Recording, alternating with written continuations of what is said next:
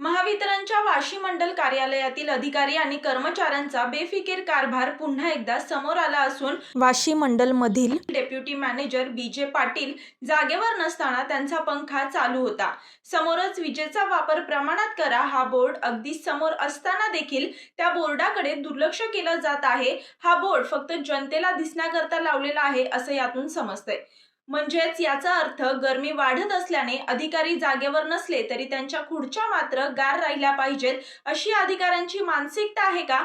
यासोबतच अधीक्षक अभियंत्याच्या केबिन पासून अगदी हाताच्या अंतरावर या गोष्टी घडत आहेत।